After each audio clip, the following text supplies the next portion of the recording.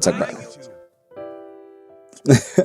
Hey, what's good, Josh? Your boy Faded 2Ks here. Welcome back to another Warframe video. So today we're taking a look at Excalibur Prime, and today we're doing another anime-inspired build. Today we are covering the character Zenitsu from the Demon Slayer anime. Now, Zenitsu is one of the main characters of the Demon Slayer franchise. He is a Demon Slayer in the Demon Slayer core and is Tanjiro Kamado's companion. He is of average height with fair skin and a lean muscle build, downward sloped, worried looking eyes that fade from brown into a brilliant gold, golden forked eyebrows that fade into a warm orange color. He has short yellow hair of varying lengths. Now, this is crazy. Zenitsu's hair was originally black until he was struck by lightning during his training. Now guys, if you want to see more anime inspired builds, please make sure you guys check out my last anime inspired build, which was about Rui. If you guys remember the spider demon in Demon Slayer as well, that was our past video. Just look right up top, right about now. This build on Excalibur is absolutely atrociously strong. I'm not gonna lie. We are dealing tons and tons of electricity damage spreading throughout the room. We're nuking everything. But if you guys are just now tuning in for the first time, make sure you guys that like and subscribe button because it's about to get good, baby. All right, now abilities that we have got on our boy. So the first abilities, well, let's get into his passive first. So his passive, Excalibur deals 10% increased damage and attacks 10% faster when wielding swords, which is very nice and perfect for a Hashira, as you know. But first ability is slash dash, slash and dash through enemies alongside a radial specter. This powerful exalted blade slashes inflict slash status, and you are also invulnerable, taking no damage, which is perfect for Zenitsu because he is incredibly fast.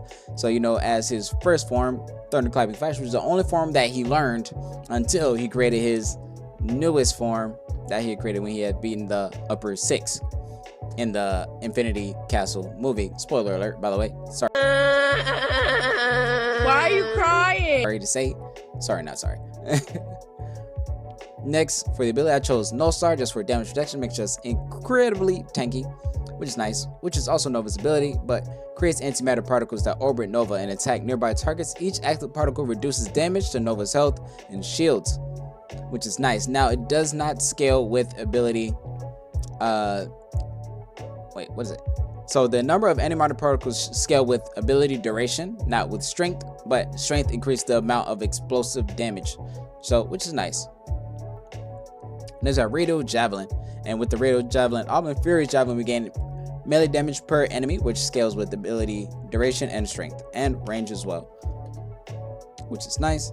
Next we have Exalted Blade, summon a sword of pure light and immense power. Now with the Chromatic Blade augment, it makes this thing insanely strong, and you deal so much status chance. You're always proc your melee influence. Enemies will die inevitably, so I definitely recommend melee influence as a good setup, but you can also go melee exposure or anything like that. You just want raw flat damage rec crits, but you won't get the amount of kills as you see as your boys need to here without melee influence. All right guys, let's go ahead and get into the Archon shards. I have 2 purple shards for ability damage on enemies inflicted with electricity, which ties in perfectly with Zenitsu.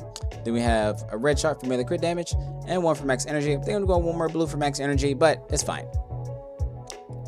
But now let's get into the build.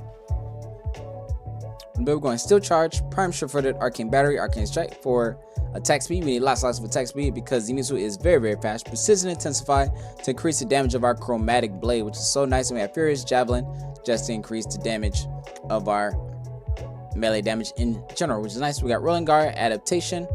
That way we can stack Adaptation with our No Star, making us very, very tanky. We have Equilibrium, Blind Range, and Prime Vigor just for more max stats, which is nice.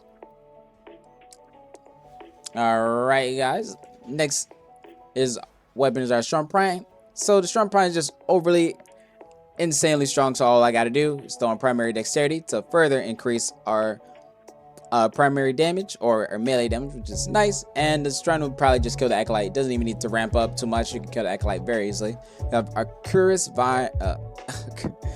Primal Conjunction Voltage. I also recommend secondary Fortifier if you just want to be a bit more tanky just in case. But primary Heated Charge, Pistol Pestilence, Archon Galvanized Shot, Galvanized Diffusion, Hornet Strike, Ice Storm, and Passage Rounds. The reason I have this as lower because I want Heated Charge to be primarily just because we want more heat procs than viral procs. You know. Alright, and next is our melee. It's just Tego Prime. As you know, as a high shredder, you just don't learn sword art. You also learn how to fight with your hands, but not much because demons will fudge you up, as you guys seen Akuza from, yeah, R.I.P. Rengoku.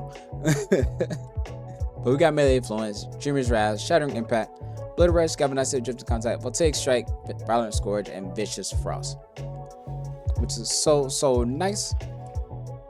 And for our good old focus school, you can go Zenrook or Matarai, whichever one you prefer. But right now, I've been liking Zenrook, but if I'm going for Void Cascade, I'll go Matarai.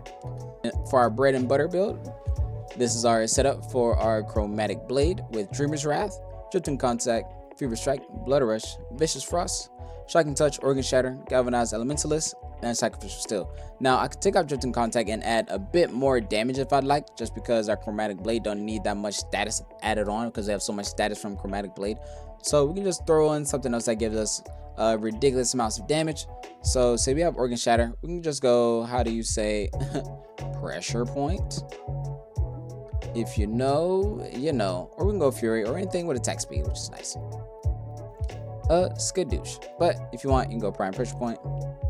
So take that off, go Prime Pressure Point, and then we can go Organ Shatter just for more base damage, which also increases our damage overall, which is so nice.